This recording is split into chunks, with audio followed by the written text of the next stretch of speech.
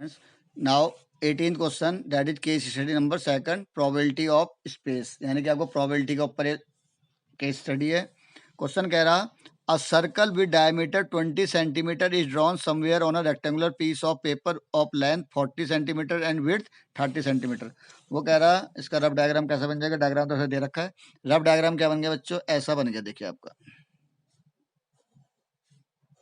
एक आपका rectangular seat है 40 centimetre by 30 centimetre.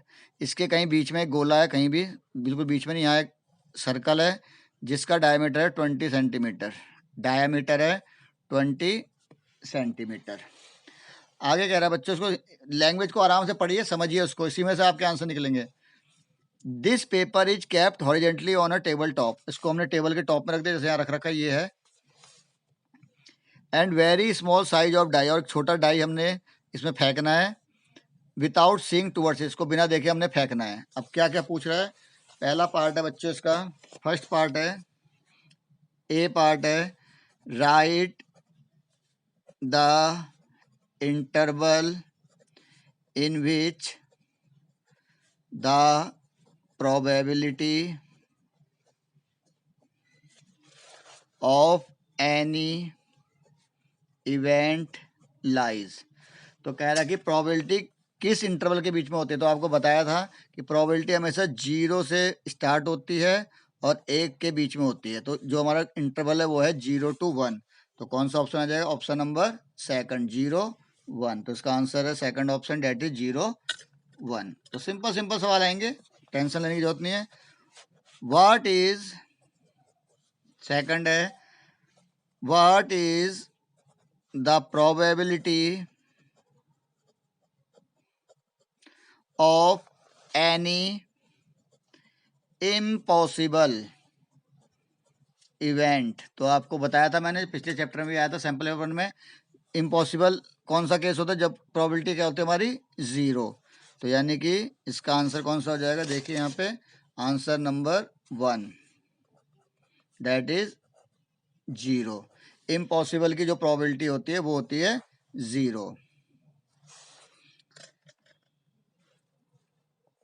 C part है, इन टॉसिंग ऑफ डाई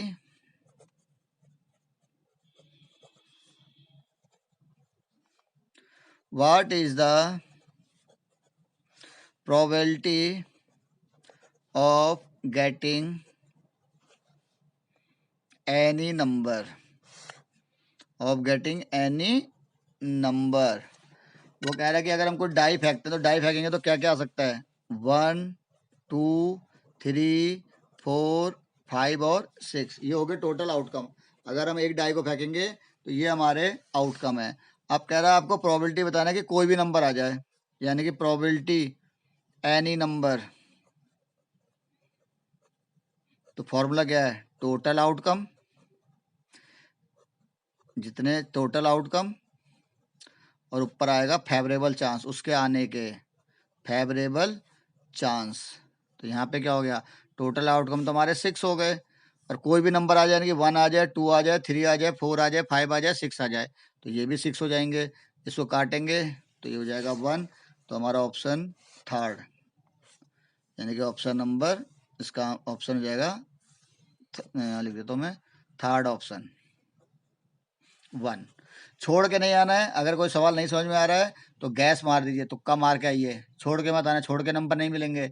आप अगर नहीं समझ में आ रहा है तो कुछ ना कुछ टिक करके जरूर आएंगे, छोड़ के कोई बच्चा ना आए इन सवालों को। अब है इसके बाद डी पार्ट। अब वो कह रहा what is the probability of tossing die falls inside the circle. मतलब क्या है कि अगर हम डाई फेंकें और वो कहाँ गिरे, सर्कल के अंदर। तो पूरी बाउंड्री कितनी है, पहले इसका एरिया लिख लीजिए। तो area of rectangle that is L into b, that is 40 × 30, यानी कि टोटल आउट पूरा क्षेत्र जो एरिया आ गया दैट इज 1200। और गिरना किस में है, सर्कल में, तो उसके चांसेस हमें निकले हैं। तो एरिया ऑफ सर्कल, तो एरिया क्या होता है पाई आर स्क्वायर। तो पाई क्या लिया इसने 3.14, 22/7। तो इसने लिया यहाँ पे 22/7। और रेडियस कितना हो जाएगा देखिए यहाँ पे डायमीटर था 20, तो रेडियस क्या होता है डायमीटर का आधा, यानी कि 10 मल्टीप्लाई बाई 10। तो उसको मल्टीप्लाई करेंगे तो आ जाएगा 2200/7। अभी हम इसको सॉल्व नहीं कर रहे हैं, तो मैं नेक्स्ट पेज दिखा रहा हूँ आपको। एरिया जो रेक्टेंगल का था वो तो आ गया था हमारा 1200, और एरिया ऑफ सर्कल आ गया था हमारा कितना आया था बच्चों, देखिए यहाँ पे आया था 2200/7, यानी कि 2200/7। तो हमें प्रोबेबिलिटी बताने की जो डाई है वो सर्कल के अंदर गिरे, तो टोटल आउटकम कितने हैं 1200, और इसकी संभावना कितनी है 2200/7 चल जाएगा नीचे, 2 जीरो काटिए, 2 जीरो काटिए, 2 से काटिए 11, 2 से काटिए 6, आप कट नहीं रहा कोई बात नहीं, 11 का 11 आ जाएगा, 7 6 42। तो देखिए आंसर ये आ गया आपका 11/42, यानी कि सेकंड ऑप्शन। तो 4 पार्ट हो गए हैं, वह तो आपको 4 ही करने हैं। अब दूसरा कह रहा है, इसी का एक और पार्ट दे रहा है, लास्ट पार्ट है, what is the probability of tossing die lands outside the circle. अब वो कह रहा है कि सर्कल के बाहर गिरे, सर्कल के अंदर ना गिरे।